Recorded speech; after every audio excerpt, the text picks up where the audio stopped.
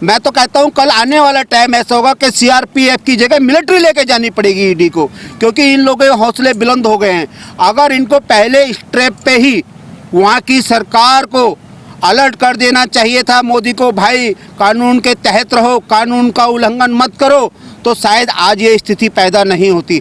आज ईडी पे हमला होगा, कल वहाँ की जो पुलिस है जो कि उद्धव ठाकरे ने खरीद रखी है, ठीक है, अगर वो स्वतंत्र होकर के कार्य करेगी उस पर भी हमला होगा। वहाँ की जो कोर्ट है, अगर कोर्ट में कोई सच्चाई बोल करके न्याय देगा उस पर भी हमला होगा। आज महाराष्ट्र में होगा, कल दिल्ली में होगा और परसों ये राजस्थान में भी होगा, जहाँ जहाँ बीजेपी की सरकार नहीं है। संजय राउत और शिवसेना के नेताओं का बयान आ रहा है, वो कह रहे हैं कि ईडी का गलत इस्तेमाल किया जा रहा है। ईडी का गलत इस्तेमाल करा जा रहा है, ईडी का इस्तेमाल यही लोग तो कह रहे हैं। ईडी आज सीआरपीएफ के सैनिकों के साथ इन लोगों के खिलाफ एक्शन लेने, गिरफ्तार करने के लिए ईडी को जाना पड़ा। यानी ईडी हमारा एक कानूनी डिपार्टमेंट है, ठीक है, और सीआरपीएफ एक सैनिक है। किसी व्यक्ति को लेकर के और उसको जो गिरफ्तार करने जा रहे हैं किसी व्यक्ति को सीआरपीएफ को लेके, तो कुछ ना कुछ तो उनको भी डर होगा ना, जो ये जंगली कानून बनाना करके बैठे हैं गुंडों को गिरफ्तार करने के लिए। ईडी वालों को अपनी भी तो आत्मरक्षा करनी है, सीआरपीएफ को तभी तो लेके जा रहे हैं।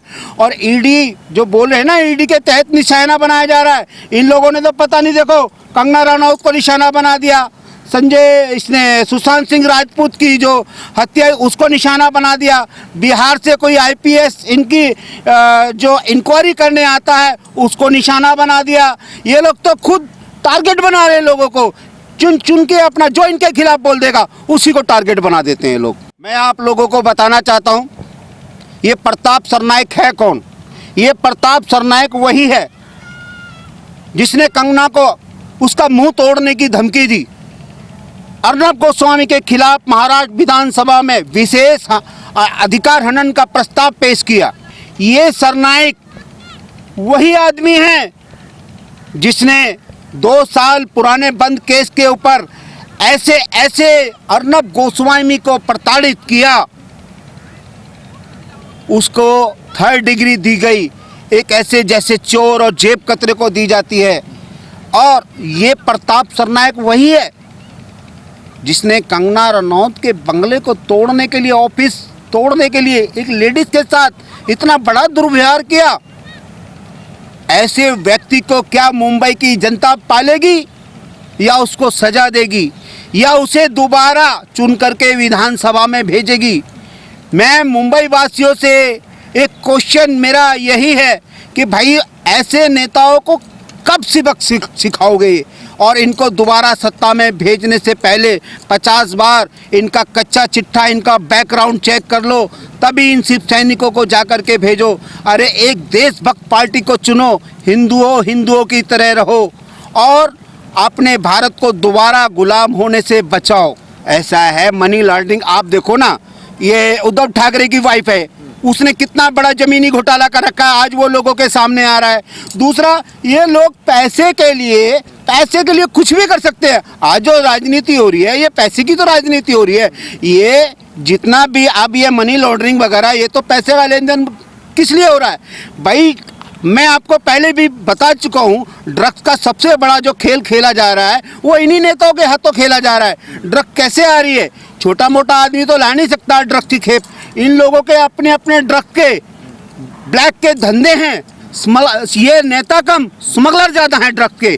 पहले ये डी कंपनी करा करती थी, आज ये जो बड़े बड़े नेता हैं आज ये लोग कर रहे हैं, क्योंकि इनके अंदर इंसान के खून की और पैसे की भूख, ये दोनों इस कदर बढ़ चुकी है। ना तो खून से इनकी प्यास बुझ रही है और ना पैसे के इनकी हवस बुझ रही है। अच्छा, आपको क्या लगता है कि मुंबई में आप कह रहे हैं शिवसेना नेताओं के सारे पर ये सब कुछ हो रहा है? बिल्कुल जी, ऐसा है। जो शिवसेना है ये इस कदर गिर गई है जो कि हिंदुओं के बीच जाकर के उनके हाथ जोड़ती है, उनके पैर छूती है कि कैसे भी करके उनको सत्ता में पहुंचा दो। पब्लिक ने सत्ता में नहीं पहुंचाया, पब्लिक ने बीजेपी को जो अपना बहुमत दिया है, मगर इन लोगों ने जो इनकी एक बात हुई थी कि भाई हम लोग अगर इतनी सीटें जीतेंगे या उतनी सीटें जीतेंगे, मगर बड़ा भाई हमारा बीजेपी रहेगा। मगर नहीं, ये उसमें धोखेबाजी कर गए और इन लोगों ने उन लोगों से हाथ मिला लिया जो हिंदुओं की भावनाओं से खेलते थे, जो राम के अस्तित्व को नकारते थे, जो कहते थे राम का तो कोई वजूद ही नहीं है। ये उन लोगों के साथ मिलकर के आज शिवसेना ने पार्टी बनाई है और शिवसेना का सर्वा जो बना हुआ है उद्धव ठाकरे, आज हिंदुओं की भलाई के लिए नहीं सोच रहा है। आज वो सिर्फ क्या कर रहा है कि हर किसी को टारगेट बना रहा है।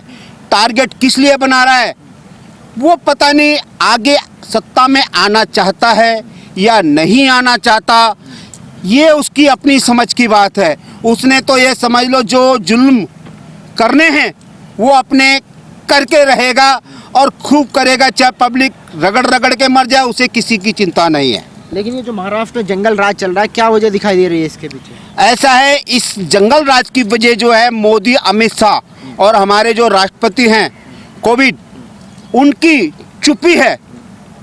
और मैं तो कहता हूं कि इन लोगों की जिस तरह के से इन लोगों के होते हुए जो जंगल राज चल रहा है वो बहुत ही गलत है। इन लोगों को जल्द से जल्द अपनी चुप्पी तोड़ना चाहिए और महाराष्ट्र की गवर्नमेंट के खिलाफ एक ऐसा कठिन कदम उठाना चाहिए जो किसी दूसरे स्टेट की गवर्नमेंट ऐसा करने से पहले 10 बार सोचे।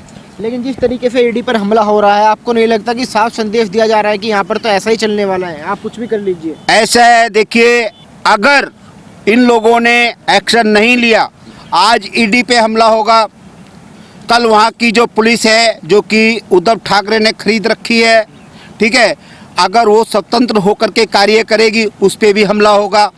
वहाँ की जो कोर्ट है, अगर कोर्ट में कोई सच्चाई बोल करके न्याय देगा उस पर भी हमला होगा। आज महाराष्ट्र में होगा, कल दिल्ली में होगा और परसों ये राजस्थान में भी होगा, जहाँ जहाँ बीजेपी की सरकार नहीं है। क्योंकि बीजेपी सरकार जहाँ बनी हुई है वहाँ कंट्रोल तो है, मगर जहाँ जहाँ बीजेपी की सरकार नहीं है वहाँ स्थिति आउट ऑफ कंट्रोल है, जो कि नहीं होनी चाहिए। और दूसरी चीज़, ईडी अगर अपना कार्य कर रही है तो उसको स्वतंत्र होकर के कार्य करना चाहिए। और फिर आज सीआरपीएफ को लेकर के जाती है। मैं तो कहता हूँ कल आने वाला टाइम ऐसा होगा कि सीआरपीएफ की जगह मिलिट्री लेके जानी पड़ेगी ईडी को, क्योंकि इन लोगों के हौसले बुलंद हो गए हैं। अगर इनको पहले स्टेप पे ही वहाँ की सरकार को अलर्ट कर देना चाहिए था मोदी को, भाई कानून के तहत रहो, कानून का उल्लंघन मत करो, तो शायद आज ये स्थिति पैदा नहीं होती। आज स्थिति बहुत भयावह हो चुकी है मुंबई के अंदर। मैं और मेरे जो भी भाई बंधु हैं उनकी मांग है कि जितना भी जल्द से जल्द हो सके मुंबई के अंदर राष्ट्रपति शासन लगाया जाए या वहाँ की सरकार को जितनी भी जल्दी से जल्दी हो भंग किया जाए। अच्छा, आपने देखा होगा संजय राउत लगातार सामना में कंगना के खिलाफ लिख रहे थे। अब जब उन्हीं के नेता का मनी लॉन्ड्रिंग मामले में नाम आता है, आपको क्या लगता है उसके खिलाफ भी वो अपने सामने में लिखेंगे? ऐसा है, वो अपने क्या, अपने अगर उनके घर के अंदर कोई अगर बाहर का, विदेश का, घर का, चाहे कहीं का भी बंदा हो, वो कभी उन्होंने किसी के खिलाफ सामना में नहीं लिखा है। अगर वो लिखेंगे सामना में, ठीक है, तो उसका सामना जनता को करना पड़ेगा ना। आज उन लोगों ने जो सामना के अंदर जो भी गिन चुन के उल्टे सीधे लिख देते हैं किसी के बारे में भी, चाहे कंगना के बारे में लिख देंगे, चाहे वो अर्नब के बारे में लिख देंगे, चाहे वो सुशांत के बारे में लिख देंगे, चाहे अभी आप देखो ये एक और आपका केस उठ करके आया ये ड्रग्स माफियाओं का, इनके बारे में लिख दें। इनके बारे में कभी नहीं लिख सकते। वो लिखेंगे तो उन्हीं लोगों के बारे में लिखेंगे जो संजय राउत का टारगेट होगा। और संजय राउत का टारगेट वही होता है जो शिवसेना के खिलाफ बोलता है। उनको सब कुछ मंजूर है, मगर कोई भी बंदा शिवसेना के खिलाफ बोले वो व्यक्ति मंजूर नहीं है, चाहे उसके लिए उनको उसकी हत्या करनी पड़े, हत्या को सुसाइड बनाना पड़े। वो हर तरीके से जितना भी नीचे से नीचे गिर सकता है सामने के लिए, वो उतना नीचे गिर जाता है। अच्छा, आपको याद होगा जब कंगना रनौत का घर तोड़ा जा रहा तो कोई नहीं बोलेगा, लेकिन जैसे ही शिवसेना नेता का नाम सामने आता है तो जितना भी अवार्ड वापसी गैंग है वो सबका सब एक्टिव हो जाएगा। ऐसा है, ये अवार्ड जो वापसी गैंग है, इसका तो काम ही यही है। ये बिल में से तभी निकलता है, ठीक है, क्योंकि ये एक जो कहते हैं ना मांसाहारी छिपकली को देखते हो आप, दूर से देखते रहोगे, दूर से मक्खी बैठी है, और जैसे ही वो थोड़ा पास जाके चट से चाट जाती है। ये जो अवार्ड वापसी गैंग इसी किस्म का गैंग है। जब किसी दूसरे जो मोमडन वगैरह पे कोई ऐसी बात होती है, सारा का सारा ये गैंग निकल के बाहर आ जाता है।